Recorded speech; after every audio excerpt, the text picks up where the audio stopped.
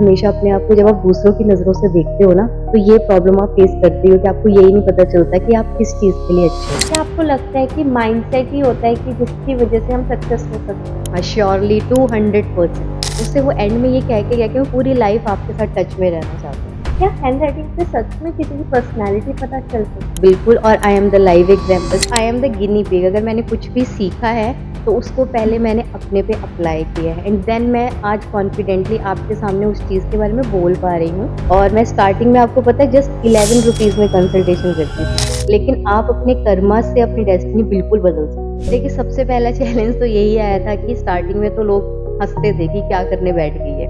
तो इस बार मैंने ढीठ बन के चीज़ें की, और जो लोग स्टार्टिंग में मुझे बुली कर रहे थे, मेरा मज़ाक उड़ा रहे थे, आज वही लोग मेरे को एप्रिशिएट करते हैं और वही लोग मुझसे कंसल्टेशन लेने आते हैं।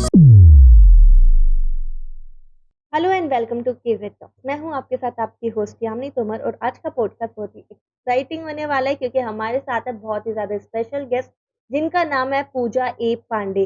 पूजा जी एक्सपर्टाइज है फेस रीडिंग में, हैंड राइटिंग एनालिसिस में और साथ ही में लोगो डिजाइनिंग में, और साथ ही में पूजा जी है लाइफ कोच जो हमें बताएंगे कि लाइफ को कैसे किस तरीके से ट्रांसफॉर्म कर सकते हैं, क्योंकि हमें पता ही नहीं होता कि हमारे अंदर क्या स्पेशल चीज़ है। उसको निकालने के लिए हमें एक कोच की ज़रूरत ज़रूर पड़ती है। तो उसी के लिए हम आज बात करेंगे पूजा जी से कि कैसे वो फेस रीडिंग से लोगों की हेल्प करती है या फिर हैंड राइटिंग से हम क्या-क्या पता लगा सकते हैं। तो जल्दी से मैं स्वागत करती हूँ हमारे इस प्लेटफ़ॉर्म में पूजा जी का। लेकिन उससे पहले मैं आपको बता दूँ कि पूजा जी एक ब्यूटी पेजेंट भी है। जी हाँ, वो ब्यूटी पेजेंट भी है, वो मॉडलिंग भी करती हैं। तो आपको और इंटरेस्ट आ रहा होगा क्योंकि इस पॉडकास्ट में हम एक मल्टीपल टास्किंग पर्सन से बात करने वाले हैं। तो पूजा जी कैसी हैं आप? Yamini, I am very good. आप बताइए, आप कैसी हैं? मैं भी एकदम ठीक हूँ। मुझे जी ये बताइए आप लाइफ कोच कैसे बनी? इसकी शुरुआत कैसे हुई? देखिए, ये जर्नी ना बड़ी इंटरेस्टिंग है। मैं एक छोटी सी स्टोरी बताती हूँ। लाइक 2019 में मुझे ना ऐसा एकदम, एक्चुअली आई वाज ना हार्डकोर पीपल प्लीजर। तो हुँ, मैं लोगों के हिसाब से अपनी लाइफ को चलाती थी, तो ये मेरा हुँ, सबसे बड़ा ड्रॉबैक था। और दूसरा ये था कि ना, मतलब लाइफ में कुछ ऐसा टर्निंग पॉइंट आया कि जिन लोगों पे मैं डिपेंडेंट थी, वो सब एंगेज हो गए अपनी लाइफ में ड्यू टू एनी रीज़न, ठीक है? और फिर उसके बाद ना मुझे जब मुझे ऐसे लगने लग गया कि सब बिज़ी हो गए और मैं क्या करूँ? अब उनकी अटेंशन भी नहीं मिल रही थी, उसका रीज़न ये था कि वो लोग अपने काम में बिज़ी थे, ठीक है? ओके, सो फिर तब मुझे ये रियलाइज़ हुआ कि मुझे भी कुछ करना चाहिए। हुँ, तो लेकिन अब मुझे ये समझ नहीं आ रहा था कि मुझे करना क्या है। तो ये भी इसलिए क्योंकि due to lack of confidence, अपने पे सेल्फ बिलीफ होना, और मतलब अपने पे लैक ऑफ सेल्फ बिलीफ होना, और दूसरा ये कि हमेशा अपने आप को जब आप दूसरों की नज़रों से देखते हो ना, तो ये प्रॉब्लम आप फेस करते हो कि आपको यही नहीं पता चलता कि आप किस चीज़ के लिए अच्छे हो। देन फिर मुझे ये लगा कि मुझे कुछ ऐसा चाहिए जिससे मुझे ये पता चले कि मैं क्या कर सकती हूँ, हुँ, ठीक है? तो फिर उसके बाद मेरी शुरुआत हुई थी, तो मैंने सबसे पहला कोर्स जो किया था जिसने मेरी लाइफ को चेंज किया है and very close to my heart, वो है हैंडराइटिंग एनालिसिस, जिसको ओके, हम ग्राफोलॉजी बोलते हैं। उसको मैंने किया, फिर मुझे समझ में आया कि क्या है, उसके साथ मैंने अपने आप को बहुत इम्प्रूव किया, एंड देन वहाँ से मुझे ये रियलाइज़ हुआ कि जैसे मैं एक लाइफ़ के ऐसे उसमें, मतलब फँसी हुई थी लूप में, कि मुझे ये सम डार्कनेस में थी कि मुझे ये समझ नहीं आ रहा था कि मुझे किधर जाना है। तो आई रिक्वायर्ड मेंटर, मुझे एक अच्छा मेंटर मिला और उसकी वजह से मेरी लाइफ़ चेंज हुई। तो मुझे वहीं से लगा कि मुझे भी लाइफ़ कोच ही बनना है, जिससे मैं लोगों को डायरेक्शन दिखा सकूँ जिनको डायरेक्शन नहीं मिल रही है। ओके। और उनके अंदर वो कॉन्फिडेंस आए कि ऑब्वियसली आप इस दुनिया में आए हो तो डेफिनिटली आपका कोई पर्पस है, और वो अपने पर्पस को समझ पाएँ और अपने लाइफ को एक प्रोडक्टिव वे में आगे ले जा पाएँ। तो ये मेरी ओके। सोच थी पीछे की लाइफ कोच बनने की, इस छोटी-सी स्टोरी। अच्छा, तो आपके पास किस टाइप के लोग आते हैं? कैसी प्रॉब्लम्स को लेकर आते हैं? देखिए, मेनली ये वाली बात है इसमें कि जैसे आप खुद होते हो ना, उसी तरह की चीज़ें आप अट्रैक्ट करते हो, ठीक है? हुँ, तो मैंने जब ये सीखा था तो मेरा यही मेन था, रिलेशनशिप का और थोड़ा लाइफ में क्लैरिटी का। तो अभी राइट नाउ वो चीज़ें क्लियर हो गई हैं, तो वैसे क्लाइंट्स आने अब बंद हो गए। लेकिन अब जो आते हैं वो आते हैं फाइनेंसेस से रिलेटेड आते हुँ, हैं और रिलेशनशिप से रिलेटेड आते हैं। ये 2 मेन क्लाइंट्स ज़्यादा आते हैं मेरे पास। ओके। क्या आपको लगता है कि माइंडसेट ही होता है कि जिसकी वज़ह से हम सक्सेस हो सकते हैं? हाँ, श्योरली 200%। ये बिल्कुल सही बात है।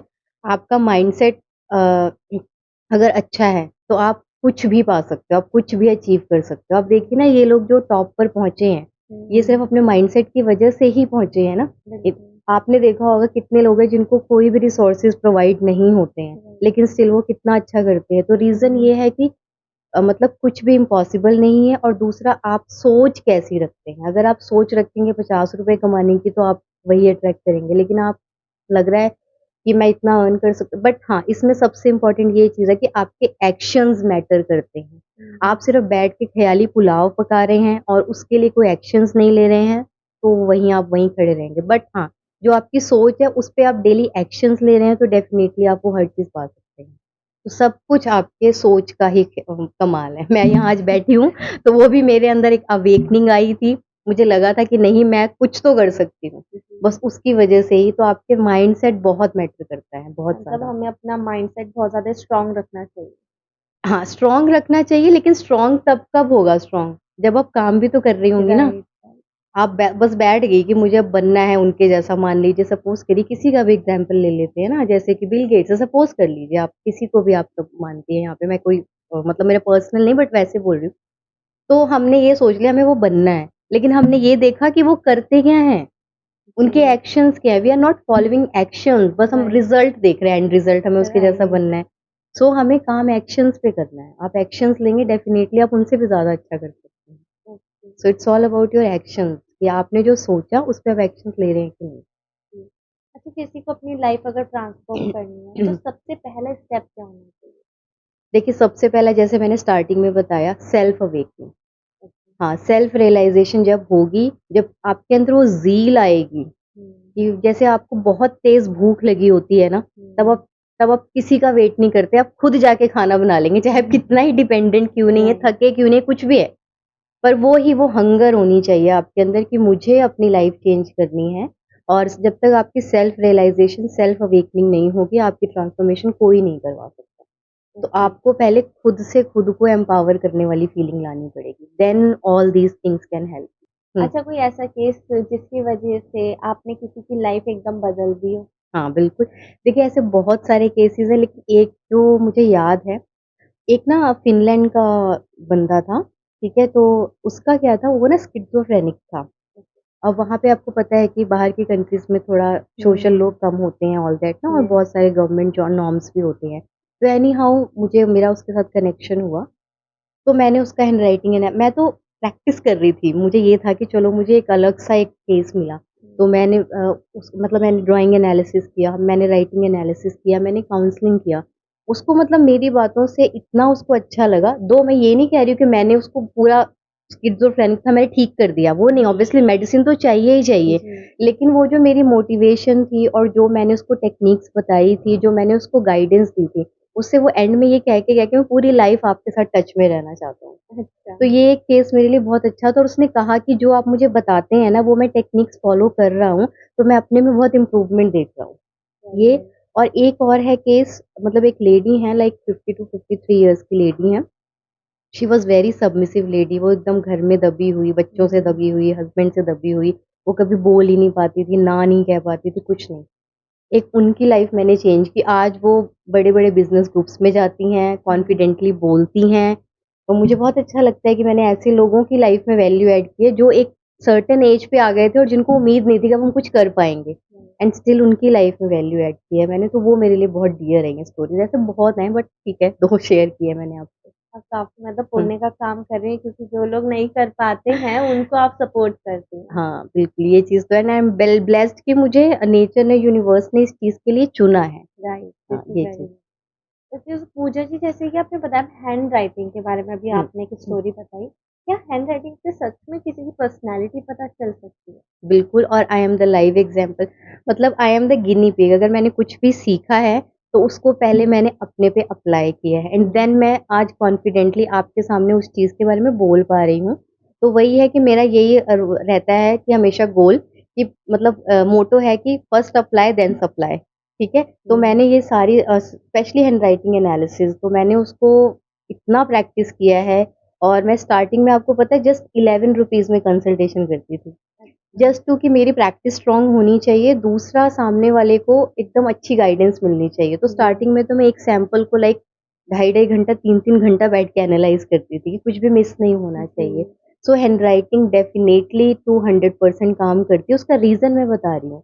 वो न्यूरोसाइंस है। जो आपका ओके, सबकॉन्शियस माइंड सोच रहा है वही आप पेपर पे लिख रहे हो। ओके। जैसे एक लेमैन की भाषा में समझाती हूँ, अगर मैंने आपको एप्पल बोला, हुँ, तो आपके माइंड में क्या आ रहा है? एप्पल रेड कलर का एक एप्पल की हाँ, इमेज। करेक्ट।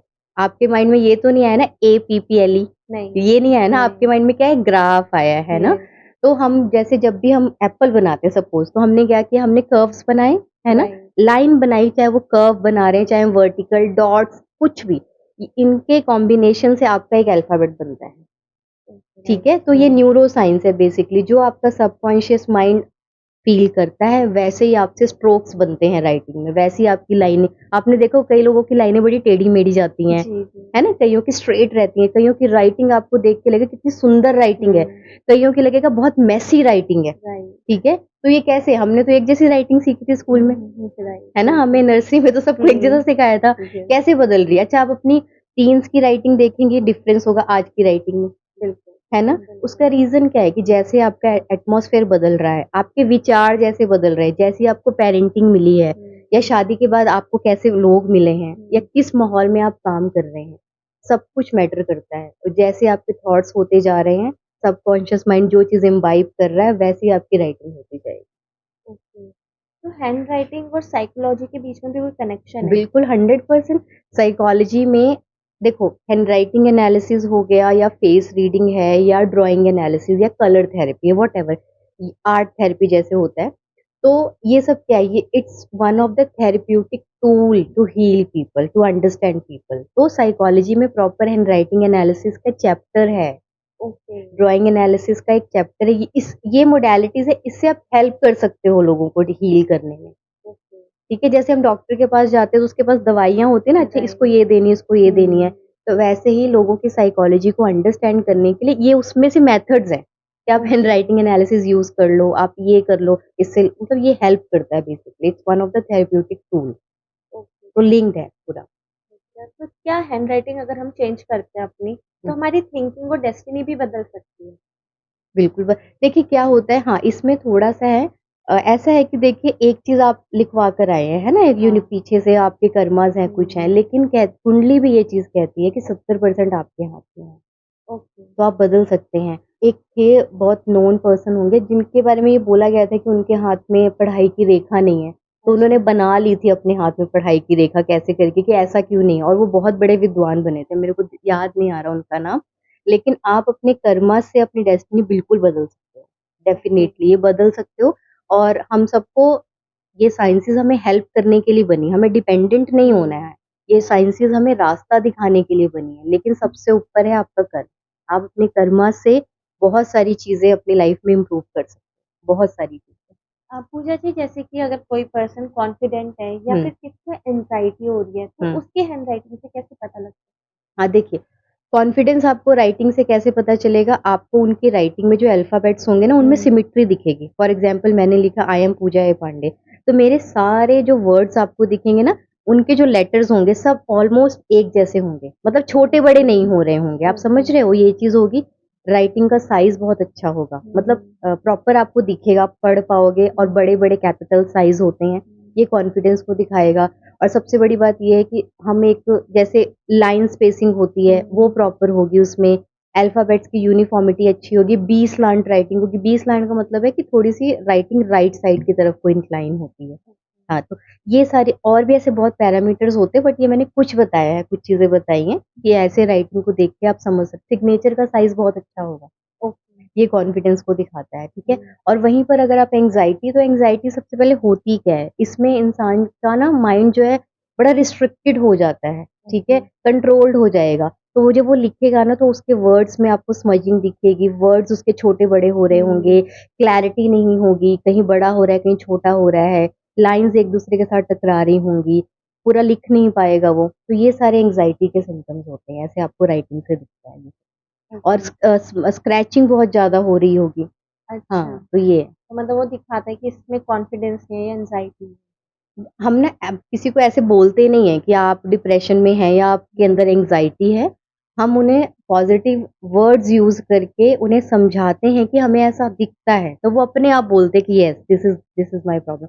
आपको अगर देखिए राइटिंग में हमें सब कुछ पता चलता है, किसी को कैंसर होने वाला है वो भी पता चलता है। ओके, इवन आपके ग्रैंड पेरेंट्स कैसे रहे हैं, आप कैसे घर में रह रहे हैं, diabetes, sugar, cholesterol, sorry sugar diabetes तो एक ही बात है, diabetes, cholesterol, BP, heart related issues, knee problem, hair fall, किसको सिजेरियन से बच्चा होगा, किसको पहला बच्चा गर्ल चाइल्ड होगा, मतलब एवरीथिंग आपको हैंड राइटिंग से पता चलती है, एवरीथिंग। लेकिन हम बोलते नहीं है, हमें ये होता है क्लाइंट जैसा हमारे पास आया है, जो उसकी रिक्वायरमेंट है उस हिसाब से हम उसको इम्प्रूवमेंट देते हैं। वी आर नॉट केयर कि हम अपने इनपुट्स उन पे थोपें। ओके। जो उनको चाहिए, हाँ, एनालिसिस के लिए हम बताते हैं कि सी ये दिख रहा है, लेकिन उसमें से जो हमें बहुत नेगेटिव दिखता है वो हम नहीं बोलते हैं। जस्ट हम उसकी इम्प्रूवमेंट दे देते हैं कि आपको ये इम्प्रूव करना है, बट बताते नहीं है कि हमने क्या बोला है, क्योंकि कई बार ना लोग सोच सोच के उसको मैनिफेस्ट कर लेंगे कि मेरी राइटिंग में दिख रहा है, ओ माय गॉड मुझे तो ये हो ही जाएगा, बट ऐसा नहीं है। तो इसलिए हम जो एनालिसिस देते हैं बहुत न्यूट्रल देते हैं, और जिस चीज़ की उनको इम्प्रूवमेंट चाहिए, जो उनका फोकस है, उसी चीज़ से रिलेटेड इम्प्रूवमेंट बताते हैं। बट येस, पता सब कुछ चलता है। तो पूजा जी, अब थोड़ी-सी फेस रीडिंग के बारे में बात करते हैं। तो फेस रीडिंग में सबसे ज़्यादा इम्पोर्टेंट फीचर कौन-सा होता है? देखिए, ऐसा कुछ नहीं होता है, सारे फीचर्स बहुत इंपॉर्टेंट होते हैं, वो तो एनालिस्ट के ऊपर है, जो एनालिसिस कर रहा है कि उसको वो क्या चीज़ों को ज़्यादा इंपॉर्टेंस दे रहा है, बट सारे फीचर्स इंपॉर्टेंट हैं। बट अगर जैसे मैं एनालिसिस करती हूँ तो मैं आईज़, नोज़ और आईब्रोज़ को ज़्यादा फोकस में लेके एनालिसिस करती हूँ। तो ऐसा कुछ नहीं, सारे फीचर्स इंपॉर्टेंट है। ईयर्स बहुत बताते हैं आपके बारे में, लिप्स से बहुत कुछ पता चलता है, नोज़ से पता चलता है। जैसे अगर आपके लिए मैं बोलूँ तो एक चीज़ बताती हूँ, आप किसी को ना नहीं बोल पाते हो।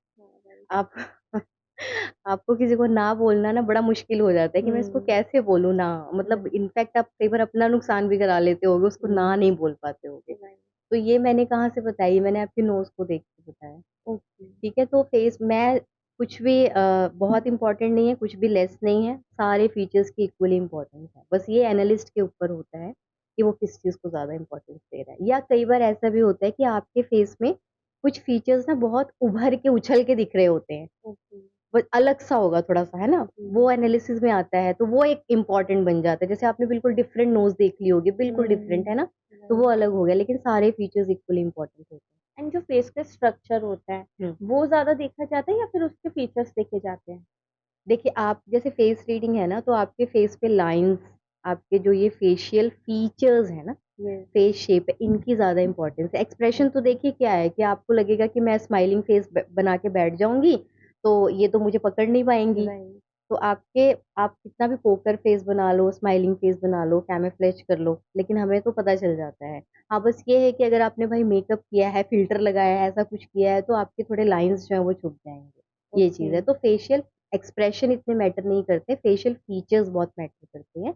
And okay. दूसरा, हाँ, बस एक्सप्रेशन के लिए हम ये बोलते हैं कि आप जैसा बना के रखोगे ना अपने मुँह को, आप उसी तरह की चीज़ें अट्रैक्ट करोगे। अगर हर टाइम आई मीन क्रोकी फेस बना के रखोगे या टेंस वाला या इरिटेटिंग फेस बना के रखोगे, तो आप उस तरह के ना इवेंट्स अपनी लाइफ में अट्रैक्ट करने लगोगे। ओके। इसीलिए कहते हैं ना, हमेशा हँसते रहो, हर राइट, टाइम हो तो राइट। हँसते रहो, खुश रहो बस। बस ओके। वो चीज़ है, तो आपकी एनर्जीज़ वैसी रहेंगी। तो इसलिए जिस चीज़ की आप ज़्यादा हैबिट डाल लेते हो ना, वैसी चीज़ें आप अट्रैक्ट करने लगते हो, सिंपल। तो ये एक्सप्रेशन के लिए तो बस मैं इतना बोलूँगी, ठीक है? जी। पूजा जी, आपने कभी फेस रीडिंग के थ्रू किसी का करियर या फिर रिलेशनशिप में हेल्प की है? हाँ जी, बिल्कुल किए। देखिए, करियर ऐसे फेस रीडिंग कैसे हेल्प करता है कि फॉर एग्ज़ाम्पल आपको मान लो कि मार्केटिंग के लिए कोई एम्प्लॉयी हायर करना है, ठीक है? सो वी नो कि कौन-सा बंदा मार्केटिंग के लिए अच्छा रहेगा, है ना? कौन लोगों की गालियाँ तक खा कर के आपके पास क्लाइंट्स ले आएगा, इतना उसके अंदर पेशेंस है ना? यस। वो इतना चिल बंदा है, तो हम ऐसे गाइड करते हैं। ऐसे सेम रिलेशनशिप में भी पता चल जाता है कि कौन-सा इंसान जो है रिलेशनशिप में थोड़ा कोल्ड है। कोल्ड इन द सेंस कि वो केयर कर रहा है, बट उसको वर्ड्स में एक्सप्रेस नहीं करना आता है ना? ओके। जैसे कई लोग राइट। होते हैं ना कि आप वर्ड्स में क्यों नहीं बोलते हो, है ना? ये चीज़। और कई लोग हैं बहुत ज़्यादा प्यार से आपको वर्ड्स बोलेंगे, लवी-डवी वर्ड्स बोलेंगे, जल्दी से आके आपको हग भी कर लेंगे। हाँ। अब ऐसे 2 लोगों की शादी होगी तो प्रॉब्लम होगी ना, वो तो है। कि वो तो एक तो इतना ज़्यादा एक्सप्रेस कर रहा है, एक बिल्कुल नहीं कर रहा है। राइट। तो वहाँ पर हम गाइडेंस में हेल्प करते हैं कि वो पर्सन ऐसा नहीं है, वो उसका नेचर ऐसा है, पर बाय हार्ट पर्सन जो है लॉयल है, और पर्सन को सिर्फ इमोशनल एक्सप्रेशन का इश्यू है, तो you have to understand this. तो ओके। ऐसे हम रिलेशनशिप में भी हेल्प करते हैं, लोगों को बताते हैं। तो ओके। और ये है कि हाँ, कोई रिलेशनशिप में जा रहा है, तो हम कि भई अगर आपके पास ऑप्शन है तो then you can find, otherwise अगर यहीं जाना है तो ये चीज़ें होंगी, तो you have to jail. Okay, तो इसमें भी रेमेडीज़ होती है। हाँ, मतलब देखिए फेस में आप कुछ चेंजेस नहीं करा पाएँगे, क्या करा लेंगे? बहुत हाँ, क्या अब नाक थोड़ी चेंज कराने नहीं करवा बैठेंगे ये चीज़। सकते। और इवन इसमें भी है जो लोग प्लास्टिक सर्जरीज़ वगैरह करवाते हैं, आप देखो कई बार कइयों का करियर बहुत अच्छा हो जाता है, कइयों का करियर खराब हो जाता है। वो ओके, सूट नहीं किया ना उनको, वो उन्होंने राइट। जो फेशियल फीचर लिए, है ना? उस हिसाब से उनकी साइकोलॉजी ने उसको जेल नहीं किया। ठीक है? हुँ, आपका फेस भी जैसे हैंडराइटिंग बदलती है, वैसे फेस भी बदलता है। ओके। आप देखिए अगर आपके अगर जो विचार हैं, आई मीन जो थॉट्स हैं, इनर थॉट्स हैं, जितने प्योर होंगे, जितना आप खुश रहती हैं, हुँ, जितने आप अच्छी चीज़ें, अच्छी बातें सीखती हैं, करती हैं, हुँ, आपके फेस पे ग्लो रहता है। और वहीं आप हुँ, मैलिस जो लोग हमेशा ग्रजेस रखते हैं या हमेशा दूसरों को ड्रैग करते हैं, उनके फेस पे ना आपको एक डलनेस दिखेगी। हाँ, राइट। आप समझिए जैसे आप हुँ, स्पिरिचुअल लोगों को देखिए, हुँ, जो बहुत मेडिटेशन एंड ऑल करते हैं, उनके फेस पे कैसा अलग सा ग्लो रहता राइट, है ना? ऑलवेज़। है ना? ये हुँ, है, तो आपके विचार बहुत मैटर करते हैं और किस तरह की सोसाइटी, कैसे कंटेंट आप सोशल मीडिया पे देख रहे हैं, क्या आप शिक्षा क्या ले रहे हैं, मतलब क्या एजुकेशन ले रहे हैं, आपकी हुँ, पेरेंटिंग कैसे हो रही है, इन सब में भी ये सब चीज़ें मैटर करती हैं। तो मतलब फेस से हम बहुत कुछ देख हाँ, सकते हाँ, हैं। बिल्कुल, बिल्कुल और ये हेल्प करता again this is one of the tool लोगों को येस, गाइड करने के लिए, है ना? तो येस। फेस रीडिंग के लिए कोई आता है तो उसको मैं काउंसलिंग से हेल्प करती हूँ कि सी ये है, ये आपके अंदर अच्छी चीज़ें हैं, इस एरिया को आपको इम्प्रूव करना है। ओके, तो ये ऐसे और सेम ऐसे अगर कोई कपल जा रहा है रिलेशनशिप में, तो उनको भी गाइड कर दिया कि सी यहाँ पर आपको एडजस्ट करना होगा, यहाँ पर आप ओके, फॉर रिक्रूटमेंट हर चीज़ के लिए फेस रीडिंग हेल्प करती है। ओके। अब जैसे फेस रीडिंग में आपने इतना कुछ बताया, हम हुँ, बहुत कुछ बता सकते हैं उससे। हाँ, और एक होती है कुंडली, तो हाँ। इन दोनों में से ज़्यादा एक्यूरेट कौन बताता है? देखिए, कुंडली तो सबकी वही है ना कह लो कि उसी से सारी साइंसेज़ निकली हुई जी, हैं। जैसे हैंडराइटिंग है, हमारे कुंडली में तीसरा घर हमारी हैंडराइटिंग की बात जी। करता है ना? तो ये जो फेस रीडिंग है, ये सामुद्रिक शास्त्र है, पाम रीडिंग सब कुछ एस्ट्रोलॉजी हुँ, का पार्ट है। अब फॉर एग्ज़ाम्पल अगर एस्ट्रोलॉजी में लिखा होगा कि इसको इस साल में चोट लगनी है फ़ोरहेड हुँ। पे, तो आपको लग लग जाएगी, है ना? यस, तो यस। एस्ट्रोलॉजी से ऑब्वियसली एस्ट्रोलॉजी तो सबकी मास्टर है सारी साइंसेज़ की, है ओके। ना? तो एस्ट्रोलॉजी से आप पकड़ लो ये सब तो ईज़ी टूल्स हैं कि आप एस्ट्रोलॉजी नहीं सीख पा रहे हो तो आपने यही मोडालिटी सीख ली हैं एंड इससे भी आप लोगों को हेल्प कर रहे हो।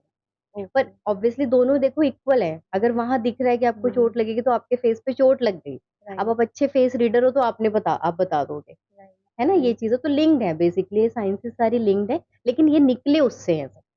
ओके। बाकी ये हमारी प्रैक्टिस के ऊपर डिपेंड करता है कि हम कितनी अच्छी प्रैक्टिस कर रहे हैं एंड वन मोर थिंग जब आप मेडिटेशंस वगैरह करते हो, है ना?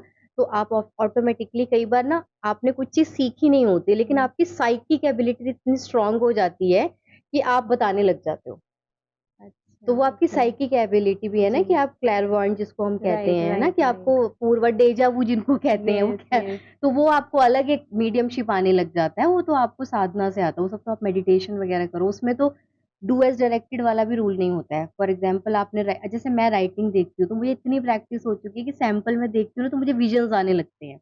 ओके। हाँ, तो ये कैसे होता है? ये तो आपकी प्रैक्टिस और मेडिटेशन करो, आपके चक्रास एक्टिवेट रहते हैं, स्पेशली क्राउन चक्रा, थर्ड आई चक्रा, ये सब एक्टिवेट रहता है, तो आप अच्छे साइकिक्स बन सकते हो। ओके, तो ये प्रिडिक्शन साइंस है बेसिकली, ये सब चीज़ें हेल्प करती हैं आपको। ओके।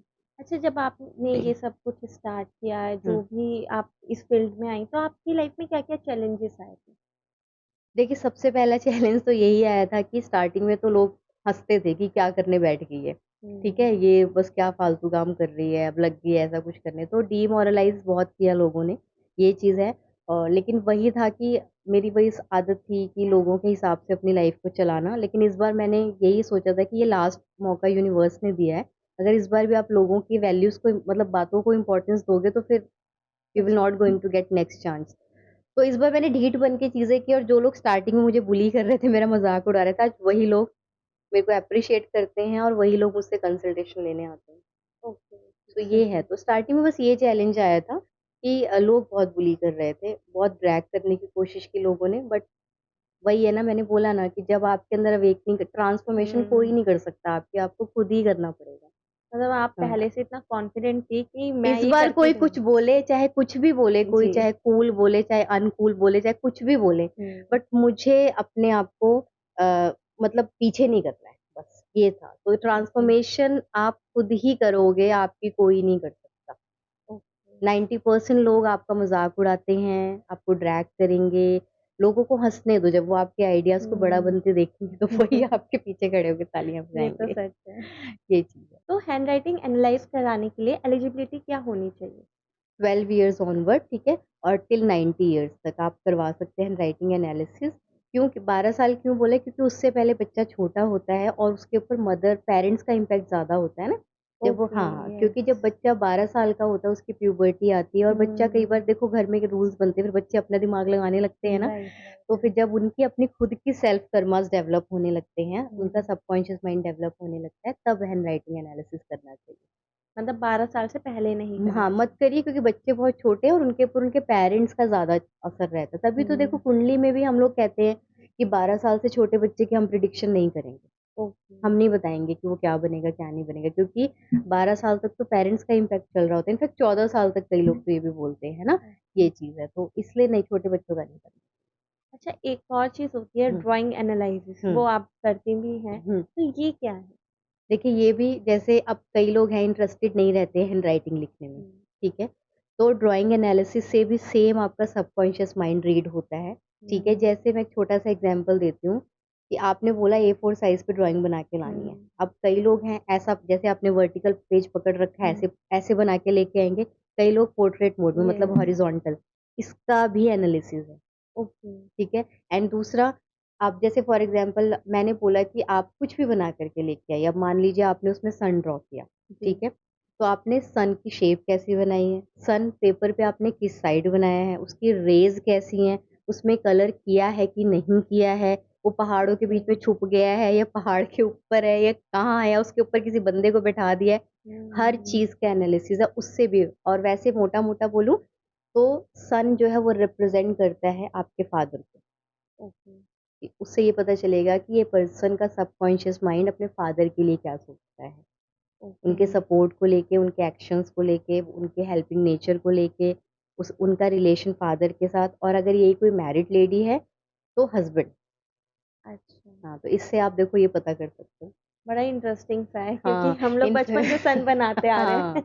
कई लोग आधा सन बनाते हैं, हाँ, कई पूरा और कई लोग रेज़ में डिज़ाइनिंग मार देते हैं, कुछ लोग हुँ, वेवी रेज़ बनाते हैं, कुछ कोनिकल रेज़ बनाते हैं ना, राइट, हर राइट, चीज़ का मतलब रेज़ का ही अगर टॉपिक मैं पढ़ाती हूँ, तो उसमें ही कम से कम मुझे लाइक 1 डेढ़ घंटा लगता है, सिर्फ रेज़ पढ़ाने में। अच्छा, हाँ, इतना इंटरेस्टिंग है। काफ़ी किस इंटरेस्टिंग तरह है। के कलर्स आप यूज़ कर रहे हो, वो भी रिप्रेज़ेंट करेगा। जैसे फॉर एग्ज़ाम्पल मान लो ऑरेंज, ठीक है? ऑरेंज कलर कोई यूज़ करके ला रहा है हुँ, ड्राइंग में, सिर्फ़ एक कलर। तो ये लोग ना बड़े चूज़ी होते हैं। इनको ओके, एन्जॉयमेंट बहुत पसंद होता है। हर चीज़ में इनको ऑप्शन चाहिए। जैसे हुँ, पार्टी करने गए तो कहेंगे ये वाले कैफ़े जाएँ कि ये वाले कैफ़े जाएँ। सो दे दीज़ पीपल वो चूज़ी होंगे, ऑप्शंस चाहिए इनको, अपने मूड के हिसाब से ये लोग काम करेंगे। तो अच्छा, इनका मेन पर्पज़ ना एन्जॉयमेंट हर चीज़ के पीछे इनको एन्जॉयमेंट चाहिए। ओके, तो ऐसे ऐसे हम लोग कलर का एनालिसिस भी करते हैं और उस हिसाब से हम लोग कलर्स के थ्रू रेमेडीज़ भी देते हैं। अच्छा, हुँ। उसके थ्रू रेमेडीज़ भी मिल सकते हैं। हाँ, बिल्कुल, बिल्कुल। हम वो कलर कुछ कलर का यूज़ेज़ हम उन्हें बोलते हैं कम करो, कुछ कलर का यूज़ेज़ हम कहते हैं कि करो। हुँ। ये कलर वाला थोड़ा-सा इंटरेस्टिंग बन रहा है, तो इसके बारे में थोड़ा और बात करना चाहूँगी। श्योर। तो ये कलर का हमारा मतलब साइकोलॉजी से कोई रिलेशन है? हाँ, येस बिल्कुल करेक्ट साइको अब देखिए जैसे कई लोग हैं ना ब्लैक कलर बहुत पसंद करते जी, हैं। जी। तो ये लोग कैसे होते हैं ये ना इनके अंदर कहीं न कहीं प्रीमियमनेस होती है कि वी आर समथिंग अथॉरिटेटिव होते हैं बेसिकली ये लोग ओके, थोड़ा-सा कमांडिंग होंगे, और ज़िद्दी भी होंगे। ओके। इन्होंने जो कह दिया बस वो कह दिया, ठीक है? लेकिन हुँ, ब्लैक कलर मैं ऐसे बोलती हूँ कि ब्लैक कलर का काम है अब्ज़ॉर्ब करना, हुँ, ठीक है ना? हुँ। वो अब्ज़ॉर्ब करता है। तो ब्लैक कलर को हम वाइज़ली यूज़ कर सकते हैं कि अगर हम अच्छी जगहों पे जा रहे हैं तो ब्लैक पहन लो, वहाँ से जी, आपने अब्ज़ॉर्ब किया ना अच्छी चीज़ें, अच्छी जी, जी। वाइब्स और अगर वहीं आप कहीं थोड़े सैड या कोई ऐसे माहौल में जा रहे हो तो डोंट वियर ब्लैक, ओके। ठीक है? तो ये है, तो लेकिन एक्सेस ऑफ ब्लैक नहीं करना चाहिए क्योंकि बहुत आप एडमेंट, रूड, खड़ूस और अथॉरिटेटिव बन जाओगे तो कैसे काम चलेगा? बिल्कुल। अब देखिए ना जज को मिलता है ब्लैक कलर कि उसने हुँ, अगर जो फैसला सुना दिया, राइट। है ना? तो लेकिन हम लोग ऐसे पर्सनल रिलेशनशिप में इतने एडमेंट, इतने रूड वैसे रहेंगे तो कैसे काम चलेगा? हुँ, तो एक्सेस में कुछ भी चीज़ आप करेंगे तो वो नहीं अच्छी है। तो ऐसे इसलिए हम देखते हैं कि पर्सन की साइकोलॉजी समझ लिया, अंडरस्टैंड कर लिया और हमें लग रहा है कि ये चीज़ इसकी और एनहांस कर दे रहा है, तो हम हुँ, उसको मना करते हैं कि मत यूज़ करो। ठीक है? Okay. Go for this colour, these colours. तो अभी आपने बताया कि जज को ब्लैक दिया जाता है, लेकिन अंदर का जो कॉलर होता है उसको व्हाइट रहता है, राइट? हाँ, तो वो व्हाइट का एक्सेप्टेंस क्या है? White, okay. हाँ, व्हाइट इज़ फॉर एक्सेप्टेंस। देखो ना व्हाइट कलर कैसे होता है, वो रिफ्लेक्ट करता है ना? जी। प्योर है, सॉफ्ट कलर है वो, ये एक्सेप्टेंस है कि वो सबको एक्सेप्ट कर रहा है।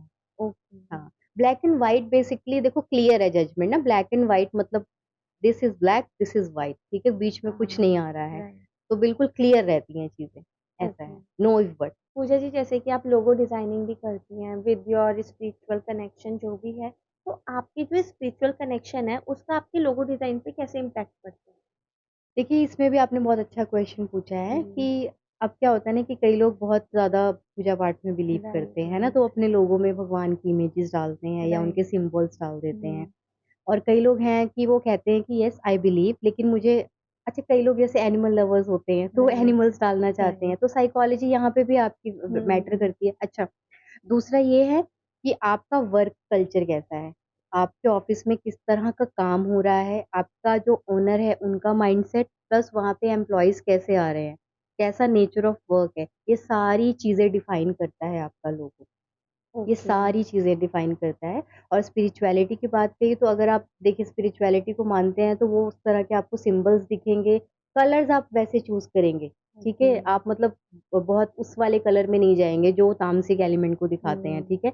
आप लाइटर शेड्स की तरफ ज़्यादा जाएँगे। तो ये आपकी स्पिरिचुअल बैकग्राउंड आपको लोगों से सिंबल्स के फॉर्म में दिखेगी, हुँ, कलर्स आप कैसे चूज़ कर रहे हैं उसके फॉर्म में दिखेगा, बाकी आपने बिज़नेस कैसा चूज़ किया उसमें भी दिखेगी आपकी स्पिरिचुअलिटी। ओके। सो ये है, तो बेसिकली स्पिरिचुअलिटी लोगो डिज़ाइनिंग में सिर्फ़ इसलिए काम आएगी कि आप जो है सामने वाले को डिज़ाइन और उसके काम के हिसाब से उसको कैसे हैंडल कर पा रहे हैं, उसके काम उसमें बेसिस पे काम आएगी बस, और उससे ज़्यादा कुछ नहीं है। ओके, क्योंकि लोगो इज़ टोटली कि आपका बिज़नेस कैसा है और आपको उसको कहाँ तक लेके जाना है, ओके, तो बस। मतलब हुँ। हमारे बिज़नेस कैसा है, उस पे डिपेंड करता है उसका हाँ, डिज़ाइनिंग। हाँ, करेक्ट। अब जो ओनर है, उसका माइंडसेट कैसा है ना, वो लोगों में ज़्यादा दिखता है, क्योंकि वो ओके। वैसा डिज़ाइन पसंद करेगा ना, जैसा उसका हुँ, सबकॉन्शियस माइंड है और उसकी कंपनी में जैसा काम हो रहा है, तो वैसा ही कलर्स और वैसा ही डिज़ाइन चूज़ करेगा, राइट, है ना? राइट। वैसे शेप चूज़ करेगा। तो अब हमारे पास आया है, तो हम पहले देखेंगे कि इश्यू क्या है और फिर हुँ, देन हम उससे पूछेंगे कि आप अभी क्या चल रहा है और आप चाहते क्या हैं? देन उस हिसाब से इम्प्रूवमेंट्स बताई जाती हैं।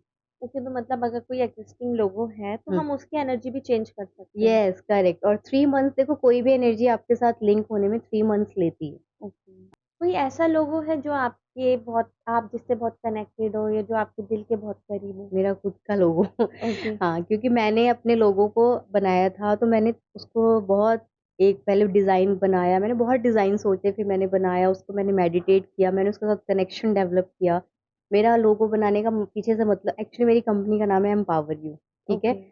तो अगेन इसमें वही मेरी स्टोरी है कि ट्रांसफॉर्मेशन कौन कर सकता है, आप खुद ही कर सकते हो। राइट। आपको खुद से खुद को एम्पावर करना पड़ेगा। तो हुँ, मेरी यही स्टोरी है कि एम्पावर लोगों को जितना कर सकूँ मैं, जितना लोगों की लाइफ में वैल्यू ऐड कर सकूँ, एक ट्रैक पे ला सकूँ। तो इसलिए मैंने अपने लोगों में ह्यूमन टच दिया हुआ है बेसिकली, कि मैं ओके, लोगों से जितना कनेक्ट कर सकूँ और जितना उनको इन साइंसेज़ के बारे में बता के उनकी लाइफ में वैल्यू ऐड कर सकूँ। तो ओके। मेरा लोगो मेरे दिल के बहुत करीब है, क्योंकि उसमें ना मैंने बनाया ही ऐसे हुआ है कि एक इंसान दूसरे की हेल्प कर रहा है और वो ओके, जब कॉन्फिडेंट हो रहे हैं तो एक ताली बजा रहे हैं एक-दूसरे को कि हम वी आर एम्पावर्ड। ओके। हाँ, तो एक एक्चुअली एक लोगो के बनने के पीछे ना स्टोरी होती है पूरी। हाँ, और आप स्टोरी के साथ अगर लोगो बनाते हो तो वो बहुत अच्छा रिज़ल्ट देता है, और मैंने जब अपना लोगो बनाया उसके बाद से मैं डेली अच्छे-अच्छे लोगों से मिल रही हूँ, मेरे कनेक्शंस हो रहे हैं और देखिए मैं आज आपके पास भी बैठी हूँ जी, जी, पॉडकास्ट पे, है ना? बिल्कुल। तो मेरा वो देखो ये सब कुछ है, सब कुछ लिंक्ड है, वही वाली बात है, मानो तो भगवान है, ना मानो तो पत्थर है ना? बिल्कुल। तो ये आपके बिलीफ के ऊपर है, बट हाँ, वही है, सुपरस्टिशियस नहीं होना है, इसको साइंस की तरह लेना है और डेफ़िनेटली ये है कि इसको एक हेल्पिंग टूल लेना है अपनी लाइफ़ में। बट ओके, आपने सब अच्छा कर लिया, आप राइटिंग लिखने बैठ गए, आपने सारी कंसल्टेशंस ले लिया, आप हुँ। रेमेडीज़ कर रहे हो, लोगो बनवा लिया अच्छा, लेकिन आप एक्शंस नहीं ले रहे हो तो नो यूज़। हाँ, राइट, आपके राइट। पास कार है लेकिन आपको चलानी तो पड़ेगी ना। बिल्कुल, तो ये बिल्कुल। सब आपको हेल्प कर रहे हैं इम्प्रूवमेंट में, बूस्ट कर रहे हैं, बेसिकली आपके लिए एक सप्लीमेंट का काम कर रहा है। राइट। लेकिन एक्शन तो आपको लेना पड़ेगा ना। अब आप ये सोचो कि मैंने सारी रेमेडीज़ करवा ली, मैंने जेमस्टोन्स पहन लिए, हुँ, क्रिस्टल्स पहन लिए, अब मैजिक हो जाएगा। भगवान हुँ। ने कहा है कि मैंने तुम्हें हेल्प कर दी है, तुम्हें उँगली पकड़ा दी, अब चलो तो सही। राइट, एक्शन लेना बहुत ज़रूरी हाँ, है। अब लोग ये करते नहीं, लोग सीधा कह देते हैं, "अरे मैंने तो करवा लिया, मैंने इतने पैसे दे दिए, कुछ हुआ तो है नहीं।" आपने उसको फॉलो कहाँ किया है? 2 दिन बिल्कुल, राइटिंग करके फिर करोगे नहीं, कैसे होगा? ये तो बात आपका माइंडसेट उसको अब्सॉर्ब करने में टाइम तो लेगा। सो दैट्स व्हाई देखिए कोई भी हैबिट अगर डेवलप करनी होती है तो हम कहते हैं 21 डेज तक रेगुलर करो बिना चेन ब्रेक किए। एक भी दिन का गैप नहीं आना चाहिए, अदरवाइज फिर घूमो दोबारा से। तो 21 डेज आपने रेगुलर किया तो वो आपकी हैबिट में आने लग जाएगा, फिर आपका दिल करेगा कि नहीं मुझे सुबह 9 बजे ही नहाना है। आ गया। अब आप 3 मंथ्स तक उसको बिना ब्रेक के कर लोगे तो आपके कैरेक्टर में आ जाता है। So this is the logic to develop good habits और उसको अपने कैरेक्टर में इम्बाइब करने के लिए। ऐसा मैजिक मैजिक होते हैं नो डाउट, लेकिन मैजिक भी आपकी विजुअल देखता है कि इसकी इच्छा शक्ति कितनी है। ये सिर्फ बोलने के लिए बोल रहा है या सच में करना चाह रहा है। तो ये है मतलब एक्शन लेना बहुत जरूरी है। हाँ, एक्शन इज वेरी इंपॉर्टेंट। मैंने हैंड राइटिंग एनालिसिस सीखा अपने टीचर से, तो वो जो बता रहे थे तो वो मैं प्रैक्टिस भी कर रही थी ना, और डेली कर रही थी और 3 मंथ्स तक रेगुलर किया है। उसके बाद भी बहुत सारी चीजें जो लग रहा था कि अरे ये गलत कर दिया, ऐसे नहीं है, उसको फिर दोबारा इम्प्रूव किया। क्योंकि आप सारी चीजें एक साथ नहीं इम्प्रूव कर सकते हो, स्टेप बाय स्टेप कर सकते हो ना। तो ऐसे होता है, you have to practise things. Doctor भी दवाई देता है तो दवाई खाओगे तभी तो ठीक होगे। लॉजिक है, ये थोड़ी कहोगे मैं तो डॉक्टर के पास से हो ही अब मैं ठीक हो जाऊंगी। जी नहीं। तो सेम ये साइंसेस भी ऐसे ही अच्छा, तो लोगों के लिए सबसे बेस्ट कलर आपको क्या लगता है? नहीं ये अब ये इसमें मैं एग्जैक्ट आंसर इसलिए नहीं दे पाऊंगी क्योंकि वो ये डिपेंड बिजनेस, करता है। हाँ बिजनेस के ऊपर डिपेंड करता है कि आपका बिजनेस कैसा, उसमें भी कलर साइकोलॉजी लगेगी ना। ओके हाँ। ओके। तो पूजा जी, अभी हमने बात की हैबिट्स की, हमें एक हैबिट बना के रखनी चाहिए। तो अर्ली मॉर्निंग सबसे अच्छी हैबिट क्या होनी चाहिए? देखिए ये पर्सन टू पर्सन डिपेंड करेगा। जैसे कुछ लोग हैं सुबह उठते ही सबसे पहले अपना डिटॉक्स ड्रिंक लेते हैं, है ना, उसके बाद एक्सरसाइज पे जाते हैं। कुछ लोग हैं सुबह उठते हैं थोड़ी देर बैठ के मेडिटेशन करते हैं और कुछ स्पिरिचुअल म्यूजिक चलाते हैं अपने घर में। तो अच्छा बुरा कुछ नहीं होता है, बस वो एक्टिविटीज डेवलप करिए जिससे आपकी डिटॉक्सिफिकेशन हो किसी भी तरीके से, बॉडी और माइंड की हो ना। तो जैसे मैं उठती हूँ सुबह तो मेरा सबसे पहला रिचुअल ये रहता है कि मैं अपने एलेक्सा पे महामृत्युंजय मंत्र चलाती हूँ। ये मेरा रूटीन है। देन उसके बाद डिटॉक्सिफाई किया अपने आप को, थोड़ा सा एक्सरसाइज किया। हाँ, सबसे अच्छी हैबिट है इनके बाद आप क्या कर सकते हो, बुक रीडिंग। बुक रीडिंग एक बहुत अच्छा मॉर्निंग रिचुअल है जो आप उसमें ऐड कर सकते हैं। ग्रेटिट्यूड जर्नलिंग आप कर सकते हैं। ये बहुत अच्छी रूटीन है अगर आप मॉर्निंग रिचुअल करना चाहते हैं। अच्छा, कोई वन वर्ड बताइए पॉजिटिव एनर्जी के लिए। आपके थॉट्स।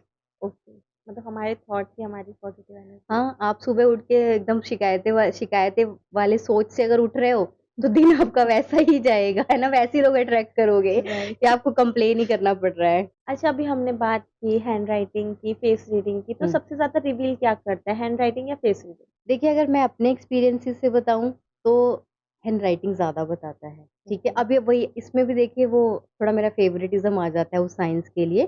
लेकिन अगेन इसमें एनालिस्ट की बात है। अब कई लोगों को फेस रीडिंग ज़्यादा मज़ा आता है करके, तो वो उसमें ज़्यादा उनको मज़ा आएगा कि मैं तो फेस से तुरंत देख के। लेकिन फेस पे क्या है, कई बार आप मेकअप करके भी आते हैं, है ना, आप फीचर्स थोड़े से अपने चेंज करके आते हैं। आपका बाल का कलर 3 महीने पहले ब्लैक होगा, अभी आप गोल्डन करा के आ गई, तो थोड़ा चेंज होगा, लेकिन राइटिंग नहीं बदलेगी ना। राइटिंग क्या है, इसीलिए आपकी राइटिंग अगर आपने मुझे आज दे दी है तो वो 6 मंथ्स तक आई कैन एनालाइज। 6 मंथ्स के बाद मुझे दोबारा आपकी राइटिंग लेनी पड़ेगी। अच्छा, what are your upcoming goals जो अभी आप सोच के बैठी हैं, कोई ऐसे गोल्स हैं? देखिए अपकमिंग गोल्स मेरे यही हैं कि मुझे बहुत सारे लोगों से मिलना है, जितने लोगों से मैं मिल सकूं और उनकी लाइफ में वैल्यू ऐड कर सकूं। मेरा यही गोल है कि लोगों को एक ट्रैक दिखा सकूं लाइफ की। यही है मेरा वेल। अच्छा, कोई ऐसा पर्टिकुलर मोमेंट जिस पर आपको बहुत प्राउड हो अपनी लाइफ में? हाँ, है ना, बहुत सारे हैं लेकिन फिर 2-3 चीज़ें बताती हूँ।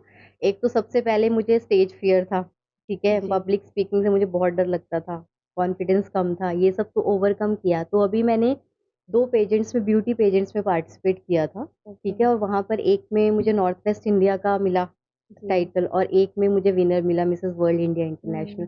तो अपने आप को एक स्टेज पे शो करना और वहाँ जाके अपने टैलेंट को दिखाना, अपने आप को इंट्रोड्यूस करना, ये इस चीज़ के लिए मैं बहुत प्राउड हूँ कि मैंने उस चीज़ को, जो बैरियर था मेरे अंदर, मैंने उसको ओवरकम किया। और मैं स्पिरिचुअलिटी को भी इम्पोर्टेंस दे रही हूँ, ये वाली साइंसेस के साथ अपनी लाइफ में वैल्यू ऐड कर रही हूँ और दूसरों की भी। प्लस मैं ये वाली इंडस्ट्री से भी थोड़ा-सा जो मुझे डर लगता था, मैंने उसको भी कुछ ना कुछ वहाँ से भी लर्न किया है बेसिकली और अपने आप को शो किया है। तो बेसिकली मेरा ये है कि मैंने अपने आप को एक दायरे में नहीं बाँधा है। मैं दोनों लाइफ के एक्सट्रीम्स को, दोनों लाइफ को एन्जॉय कर रही हूँ बेसिकली बैलेंस बनाते हुए। ऐसा है। आपकी लाइफ बड़ी इंटरेस्टिंग रही है और आपने काफ़ी कुछ ट्रांसफ़ॉर्म किया, खुद की लाइफ में, आप दूसरों की लाइफ में भी कर रही जी। हैं। ये हाँ, ये है और मुझे अपनी स्टोरीज़ बता के बहुत मज़ा आता है कि ये मैं करती थी पहले, ये मैंने फिर इम्प्रूव किया और ये अब मैं बन रही हूँ। नो डाउट जी, अभी बहुत लर्न करना बाकी है क्योंकि ज्ञान की कोई सीमा नहीं होती है। बिल्कुल, बहुत बड़ा समुद्र है। We all are learner here. Yes, लेकिन मुझे मज़ा आता है जब मुझे अपनी स्टोरी बता के मज़ा आता है। मैं अपने आप को ही बुली करके मुझे मज़ा आता है कि सी मैं ऐसे किया करती थी, डोंट डू दिस और ये मेरी ट्रांसफॉर्मेशन जर्नी है और अभी बहुत हुँ, कुछ सीखना है। बिल्कुल, तो मेरा सिर्फ एक ही मतलब ये है कि किसी की बातों में आकर के ना अपनी लाइफ का एम डिसाइड नहीं करना है, ये बहुत ठीक है? अच्छा एम है क्योंकि हुँ, लोग हमें कहाँ ले जाते हैं, किस डायरेक्शन में ले हाँ, जाते हैं, उसका कोई मतलब नहीं। अब डज़न्ट मीन ना कि अब जी लता जी हैं वो सिंगिंग कितना अच्छा कर रही थी, अब जी, उनको एक्टिंग में डाल देते तो आप क्या पता वो एक्टर नहीं अच्छी नहीं बन कर पाती, पाएँगे, फ्लॉप एक्टर बन के रह जाती। राइट, तो उन्होंने अपने पैशन को आगे रखा कि नहीं मुझे हीरोइन नहीं बनना है, आई डोंट लाइक कि मेरे फेस पे कोई मेकअप करे, वो नहीं च ये सब पसंद करती थी। उन्होंने जी, उनका जो सिंगिंग है उन्होंने उसी को आगे रखा और कितनी बड़ी सिंगर देखो, बिल्कुल, उनके थ्रोट पे रिसर्च भी हुई राइट, है राइट, ना? तो जो आपकी काबिलियत है ना? वो जी, आपकी है। अब आप मछली को उड़ने को कह दोगे तो नहीं उड़ेगी उड़ पाएगी ना और अब फिर नहीं, आप कह दोगे कि वो वो मतलब she is good for nothing simple सी बात है राइट, आप ये कह राइट। दोगे ना। तो इसलिए सबका एक गुण है, हमें उस गुण को पहचानना है। पर्पज़ आपका पर्पज़ क्या है? You are good for which thing? Follow that. तो ये अभी आपने बताया कि अपने गुण को पहचानना, तो हुँ, मुझे लगता है कि आपने बताया कि 12 साल से पहले तो नहीं दिखाना चाहिए, हाँ। लेकिन 12 साल के बाद ज़रूर दिखाना चाहिए क्योंकि उस वक़्त आपको ज़रूर पता चल जाएगा। आपको एक गाइडेंस मिल जाएगी ना, अब एक राइट, बच्चा है, वो बना हुआ है फॉर एग्ज़ाम्पल बिज़नेस के लिए बना है, आप जी, उसको डॉक्टर बना रहे हाँ, हो सकता है फ्यूचर में हॉस्पिटल खोल ले और डॉक्टर्स बिल्कुल, को सबको हायर कर ले, है ना? राइट, राइट, तो ये हेल्प करती है साइंस इसमें कि वो बना उसके पास अराउंड हुँ, डॉक्टर्स आ रहे हैं, जी, लेकिन वो बिज़नेस उसने हॉस्पिटल खोला है तब उसके अराउंड डॉक्टर्स आ रहे हैं। यस, ये हेल्प करता है, इतनी छोटी-सी डिटेल से देखो उसकी लाइफ बदल गई, है बिल्कुल, ना? और हम उसको बिल्कुल, पुश करें तो डॉक्टर बन, डॉक्टर बन, डॉक्टर बन। राइट, तो ये है, आपको ना एक पाथ मिल जाएगा ना, अब देखिए मुझे पढ़ाने का शौक था, मतलब जी, लोगों को गाइड करने का शौक था। अब देखिए एडवाइस गाइड आप लॉयर बन के भी कर सकते हैं, आप टीचर बन के भी कर जी, सकते हैं, आप मोटिवेशनल स्पीकर बन के भी कर सकते हैं। लेकिन हो सकता है मैं लॉयर इतना अच्छा ना बन पाती, है ना? मैं स्कूल टीचर में मैं बोर हो जाती कि यार हुँ, सेम-सेम पढ़ाना पड़ रहा है। लेकिन यहाँ पर क्या हो रहा है मैं डेली नए-नए लोगों से मिल रही हूँ, राइट, नई एनर्जी से कनेक्ट कर रही हूँ। अब मुझे मज़ा आ रहा है। कर मैं टीचिंग ही रही हूँ लेकिन इन अ डिफरेंट वे। जी, बिल्कुल, तो राइट, उसमें से भी देखो हमने कितना प्रिसाइज़ निकाला, बिल्कुल, ऐसे मतलब हर आपको फ़िल्टर तरीके होते हैं हर चीज़ के। हाँ, फ़िल्टर किया ना हमने कि जी, एक है कि पार्लर खोल के बैठी है, एक है फ्रीलांसिंग कर रही है जाकर के। राइट, तो राइट, उसके लिए फ्रीलांसिंग वाला वे ज़्यादा बेटर रहेगा। हुँ, एक तो है कि बैठ जाए एक जगह पे शॉप खोल के, लोग आएँगे आपके पास। बिल्कुल, तो इतना आपको बहुत इस तरह से आपको फ़िल्टर मिलता है बेसिकली कि कैसे आपको चलना कैसे है। जी। तो ये पूजा जी आपसे बात करके बड़ा ही मज़ा आया और बहुत कुछ जाना मैंने हैंडराइटिंग से, ड्राइंग से, लोगो डिज़ाइन काफ़ी कुछ मैंने जाना आज। हुँ, उसके लिए बहुत-बहुत थैंक यू और मैं चाहूँगी सारे व्यूअर्स भी आपको देखें और आपके पास कंसल्टेशन के लिए आएँ क्योंकि उनको भी पता चलना चाहिए ना उनके अंदर क्या गुण है। हाँ, बिल्कुल। थैंक यू चलिए so much. Thank you so much.